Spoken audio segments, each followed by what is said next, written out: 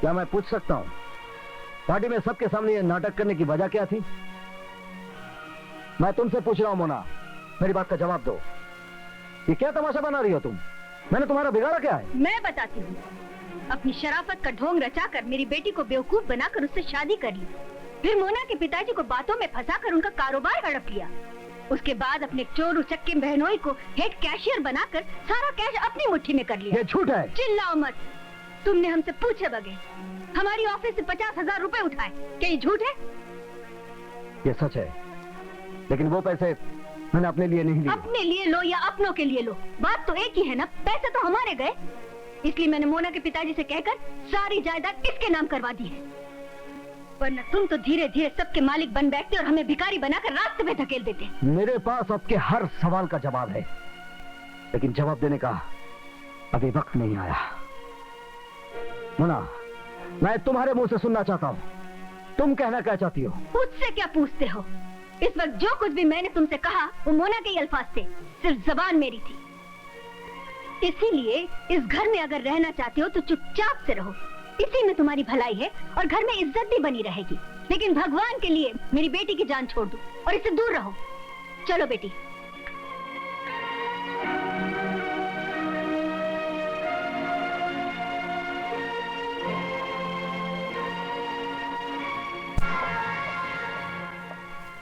बहुत सह लिया बाबूजी। एक इंसान के बस में जितनी भी सहन शक्ति होती है उससे भी ज्यादा सह लिया। पार्टी में जो कुछ भी हुआ वो तो आपने अपनी आंखों से देख लिया, लेकिन उसके बाद जो हुआ, अगर आप वो देखते तो कहते क्या नहीं, मत रहो यहाँ, चले जाओ यहाँ से। बाबूजी, इस घर में आपके सिवा मेरा कोई है नहीं, इसलिए जाने से पहले आपका आशीर्वाद लेने आया हूं।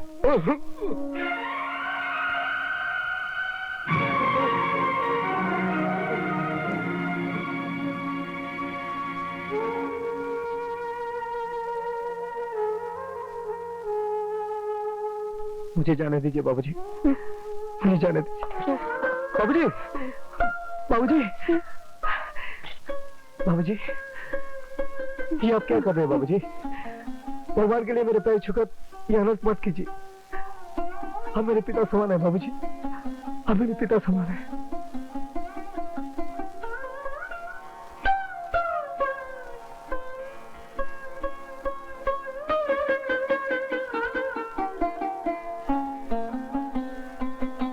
तुम जैसे बेटे को पाने के लिए ये मामूली दौलत ही क्या, मैं 100 जन्म कुर्बान करने के लिए तैयार हूं।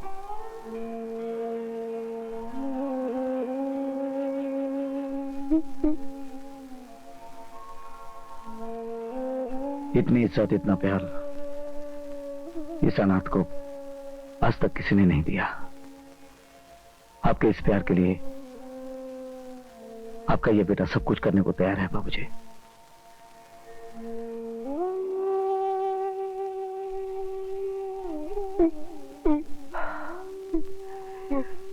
मुझे माफ कर दीजिए बाबूजी, मुझे माफ कर दीजिए। मैं अपना वचन भूल गया था। आज के बाद आपको और इस घर को छोड़ने की बात भी नहीं करूंगा, चाहे उसके लिए मुझे कुछ भी सहना क्यों ना पड़ जाए।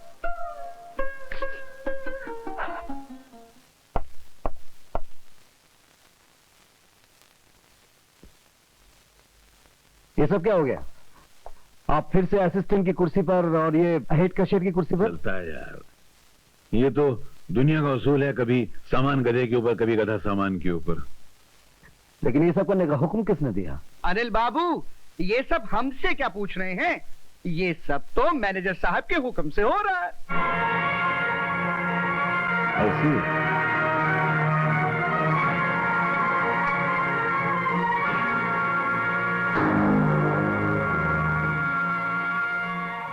ये मेरे पति है भैया। अनिल बाबू, ये मेरा बेटा रमेश। रमेश, ये है सेठ जी के दामाद अनिल कुमार जी। आपसे मिलकर बहुत खुशी हुई। सेम हियर, बैठिए। Thank you. Anil Babu, Mona ma'am साहब ने इसे मेरी कुर्सी पर बिठा दिया है और क्या? और बड़े अफसोस के साथ कहना पड़ रहा है कि मुझे आपकी कुर्सी पर बिठा दिया है। मिस्टर अनिल, मुझे आपके बारे में सब कुछ बता दिया गया है। सब कुछ का मतलब? मतलब यह कि सिगरेट आप नहीं पीते, पान आप नहीं खाते, जुआ आप नहीं खेलते, यानी कि आपकी जिंदगी में कोई गलत पपलू है ही नहीं। गाड़ी, कपड़ा वपड़ा ये सब तुमको घर से मिल जाता है, खाना भी मिल जाता है, तो मेरे ख्याल से पैसे की तुम्हें कोई जरूरत है ही नहीं। फिर भी हाँ, तुम्हारे लिए 300 रुपया महीना सैंक्शन किया है, जो महीने की हर पहली तारीख को तुम हेड कैशियर से कलेक्ट कर सकते हो। शुक्रिया, मुझे इस मेहरबानी की जरूरत नहीं है। वैसे अगर आप बुरा ना माने तो एक बात पूछूं? एक क्यों, 2-4 पूछिए ना। यहाँ आने से पहले आप अपनी फैमिली का खर्च कैसे चलाते थे? फैमिली? अरे अपनी जिंदगी में फैमिली का पपलू ही नहीं है। जब शादी नहीं हुई तो फैमिली कहां से होगी? अच्छा, मैं समझा आप शादीशुदा हैं। नहीं, मेरी शादी कहां हुई है। हाँ, अगर आपकी नजर में कोई अच्छा पपलू, अरे यार ये मेरे पीछे पपलू का मतलब है कोई अच्छी लड़की हो तो मुझे जरूर बताइएगा। लेकिन मेरी 2 शर्तें हैं। एक तो मैं दहेज के सख्त खिलाफ हूं, और दूसरी घर जमाई बनना मुझे बिल्कुल पसंद नहीं है। बुरा मत मानिए अनिल बाबू, मेरा बेटा शुरू से ही उसूलों का पाबंद है। दूसरों की दौलत पे हाथ साफ करना उसे बिल्कुल पसंद नहीं। मतलब आपका बेटा आप पर नहीं गया?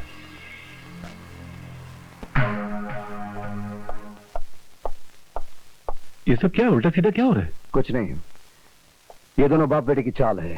तुम डटे रहना और इनकी हर हरकत पर नजर रखना। अरे मैं सुरमा बनकर ये आंखों में पड़ा रहूंगा और सालों को नजर भी नहीं आऊंगा।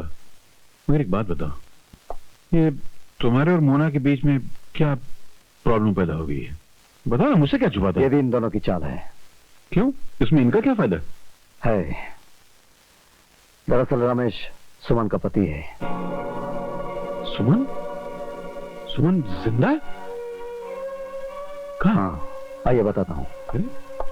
46, 47, 48, 48, 49, 49, 50, 50, पूरे 5 लाख हैं। कल इसे बैंक में जमा करवाना है। सुनो, तुम वो जैकब इंजीनियरिंग के पेमेंट्स और रिसीट के स्टेटमेंट तैयार रखो, मुझे जाते वक्त लेके जाना है। चलो जल्दी करो।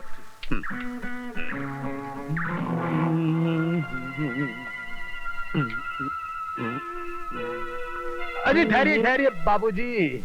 पपलू, आप क्यों तकलीफ करते हैं? अपने श्रवण कुमार को भी तो मौका दीजिए। ठीक है, यहाँ ठीक है। यहाँ से। मुझे जरा जल्दी है, मैं जाता हूँ।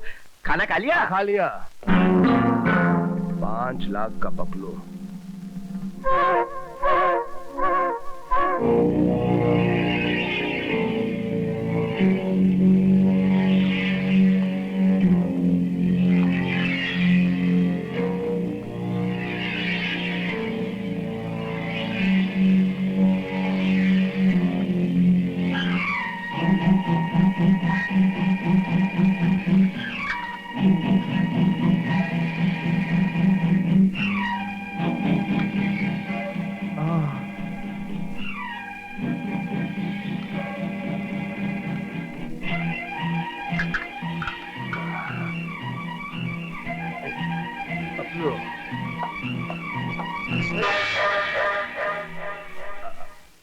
आप क्या बात है मैनेजर साहब, ये रुपए चुराकर कहाँ लेके जा रहे हो?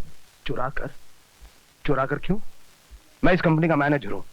माल सेफ में रखने का और निकालने का मुझे पूरा अधिकार है। रात के 12 बजे अकेले चोरों की? लेकिन ये सब पूछने वाले तुम कौन होते हो? ठीक है, अगर आप चोर नहीं है तो ये रुपए लेकर अभी इसी वक्त आप बंगले पर चलिए। मैंने कहा ना, ये सब पूछने वाले तुम कौन होते हो?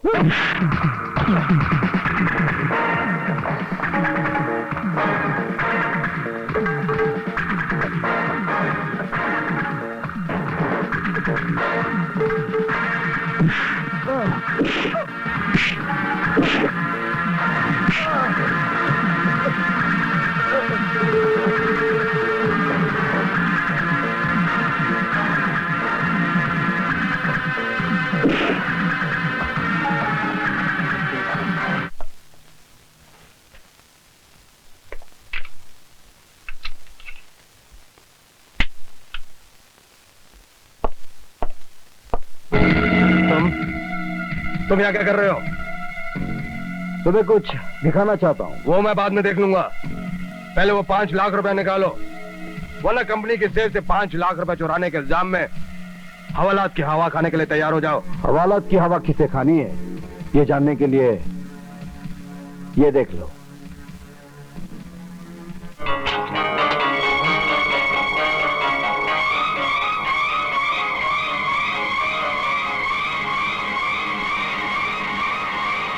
बस बंद करो। ये किसने उतारा? किसी ने भी उतारा, उतार लिया। अब बोलो, क्या इरादा है? मैं क्या बोलूंगा, अब तो तुम बोलोगे। 5 लाख हजम करने के बाद अब तुम मुझसे और क्या चाहते हो? मैं तुम्हें एक नेक और शरीफ इंसान बनाना चाहता हूँ। बस इतनी सी बात? तो समझ लो मैं 100% नेक और शरीफ आदमी बन गया। तो बताओ सुमन तुम्हारी कौन है? सुमन? कौन सुमन? वो मेरी धर्मपत्नी है। तो जाओ अभी और इसी वक्त सुमन को यहाँ लेकर आओ। हाँ ले आता हूँ, अभी जाकर शहर से उसे यहाँ ले आता हूँ। एक बात याद रखना, सुमन को पत्नी का दर्जा देकर मान सम्मान के साथ इस घर में रखोगे और ईमानदारी के साथ कंपनी की नौकरी करोगे, वरना। हाँ समझ गया, सब समझ गया। कितना समझ गया ये तो वक्त ही बताएगा। मैं तुम्हारी हर हरकत पर नजर रखूंगा। साला पपलू नजर रखेगा। सुमन को तो लेकर आऊंगा, लेकिन उसके बाद ना सुमन रहेगी ना साला तू। हे भगवान, 5 लाख की चोरी? लेकिन ये किसका काम हो सकता है? मालकिन, 5 लाख सेफ में होने की बात बस हम तीनों को ही मालूम थी, इसलिए या तो चोर मैं हो सकता हूँ, या लखपतिया, या फिर अनिल बाबू। अच्छा, तो फिर ये काम अनिल का ही हो सकता है। हो सकता है मालकिन। आपने उन्हें हटाकर गोपाल दास जी को उनकी कुर्सी पर बिठा दिया, इसलिए गोपाल दास जी को बदनाम करने के लिए अनिल बाबू ने पैसे उड़ा लिए। ये भी हो सकता है। गोपाल दास जी, आप फौरन पुलिस को खबर कीजिए और अनिल को गिरफ्तार करवाइए। नहीं मम्मी, इससे पूरे परिवार की बदनामी होगी और फिर डैडी से भी ये बात छुपाना बहुत मुश्किल होगा। उनकी हालत अभी अभी ठीक होती जा रही है, वो वापस इतना बड़ा सदमा बर्दाश्त नहीं कर सकेंगे। बात तो तू सही कर रही है। उफ, जमाई क्या मिला, सारी जिंदगी का रोग लग गया। कितनी अच्छी साड़ी थी, सोचा था मैं एक अपने लिए भी ले लूं, ऐसी बातें करे। मगर क्या है भाई? अरे भाभी,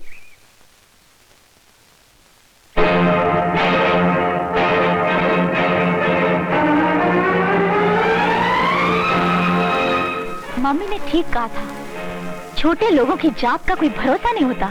हा? चोरी करते वक्त वो ये भी भूल जाते हैं कि जहाँ चोरी करते हैं वो घर गैरों का है या अपना। ये हार मेरा है।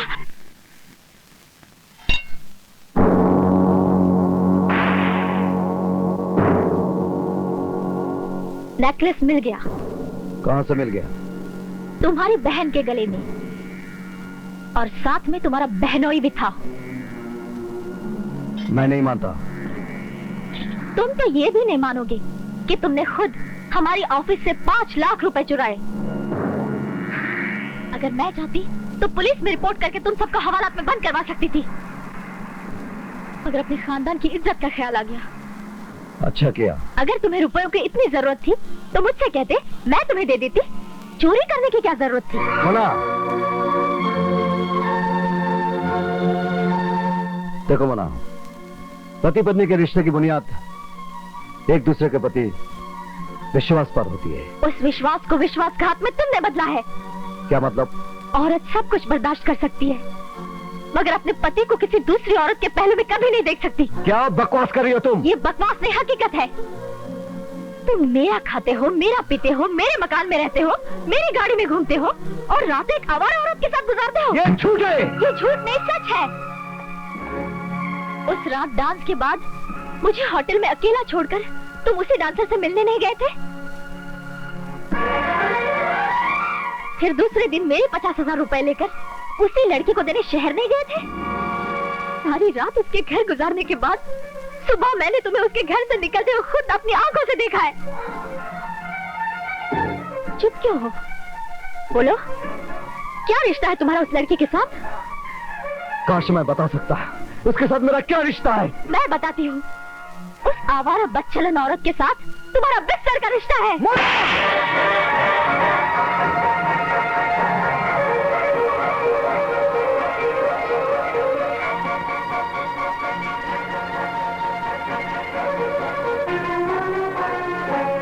तुम्हारी ये मजाल कि तुमने मेरी बेटी पर हाथ उठाया। मोना मेरी पत्नी है, इसलिए सिर्फ तमाचा मारा है। किसी और ने ऐसी बेहुदा बात की होती तो सर काट के चौराहे पे फेंक देता। मोना,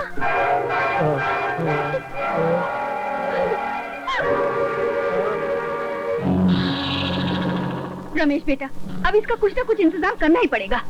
आपका हुक्म सर आंखों पर। अब देखिए मैं कैसा पपलू चलाता हूँ। आप एक काम कीजिए, आप जरा मोना को शांत कीजिए। हाँ, जाइए जाइए जाइए। हाँ। पपलू उठे। हट। मैं हूँ आपके पुराने वफादार खादिम गोपाल दास का बेटा रमेश। आपकी कंपनी का जनरल मैनेजर भी मैं ही हूँ। मालकिन के हुक्म के मुताबिक गुंडों के जरिए मैं आपके दामाद को ठिकाने लगाने जा रहा हूँ इधर। और उसके बाद भगवान की कृपा से आपकी बेटी मोना विधवा हो जाएगी और फिर मैं उससे शादी कर लूंगा। और अगर वो मोना ना मानी तो आपको और मालकिन को खत्म करने की धमकी देकर मैं उस बेचारी को मना लूंगा। इसको कहते हैं पपलू चलाना। ससुर जी, इमोशनल ब्लैकमेल। रमेश, ठीक है तुम क्या कहते? जी, आपको मालूम नहीं, वो खुद मुझे यहाँ लेकर आए हैं। अच्छा। मैं कसम खाकर कहता हूँ कि हार बेचने वाले का नाम, पता, चेहरा मुझे कुछ याद नहीं आ रहा। अच्छा, 10 साल पहले अगर आपसे कोई 5 पैसा लेकर जाए ना तो उसका नाम, उसका पता, उसके पूरे खानदान का एड्रेस याद रहता है आपको। और इतना कीमती हार कौन बेच के गया वो याद नहीं है आपको? अरे किसको सीढ़ी लगा रहे आप? अपनी बुद्धि पर थोड़ा जोर दीजिए और याद करने की कोशिश कीजिए। आपकी निर्दोष बेटी और दामाद पर चोरी का इल्जाम लगाया गया है। वो मैं समझता हूँ, सब कुछ समझता हूँ, लेकिन लाख कोशिश करने पर भी मुझे कुछ याद नहीं आ रहा है। मगर समझी जी, आप चोरी का माल खरीदते क्यों हैं? ओहो, अगर मुझे ये पता होता कि ये चोरी का माल है तो मैं जानबूझकर ये सौदा करता ही क्यों? मामा जी, आपने इस हार का सौदा जानबूझकर नहीं किया, लेकिन मेरी बहन सुमन का सौदा तो आपने जानबूझकर किया था ना।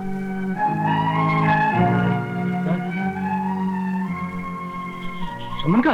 अनिल, ये तुम क्या कह रहे हो बेटा? मामा जी, जब मैं परीक्षा देने शहर गया था तो मामा जी ने आप लोगों को बताया बिना 20,000 रुपए लेकर सुमन की शादी जबरदस्ती किसी बुढ़े के साथ तय कर दी थी। लेकिन सुमन अपनी जान छुड़ाकर भागी और नदी में कूदकर आत्महत्या कर ली। बताइए मामा जी, ये सच है या झूठ? मैं आपसे पूछ रहा हूं, बताइए ये सच है या झूठ? ये सच है। लेकिन बेटा, ये सब तुमको किसने बताया? सुमन ने मुझे सब कुछ बता दिया है। तो सुमन बहन जिंदा है? जी, आपके पिताजी ने तो मारने की पूरी कोशिश की थी, मगर भगवान ने बचा लिया। कहाँ है वो? वक्त आने पर सब कुछ पता चल जाएगा। पिताजी, आप लालची और कंजूस थे ये तो पता था, लेकिन आप इतने बड़े। अरे आपको तो पिताजी कहने में मुझे शर्म आ रही है। मैंने ऐसा घिनौना पाप किया है कि मैं इस दुनिया में किसी को मुंह दिखाने के काबिल नहीं रहा। मैंने पैसों को सिर्फ अपना समझा है, अपनों को अपना कभी नहीं समझा। कुछ जैसे गंदे आदमी का डूबकर मर जाना ही अच्छा है। रुक जाइए मामा जी। छोड़ दो छोड़ दो मुझे जिंदा रहने का कोई अधिकार नहीं है। मामा जी, मेरी छोड़ दो। मामा जी। अरे मैं लेकर आता हूँ ना।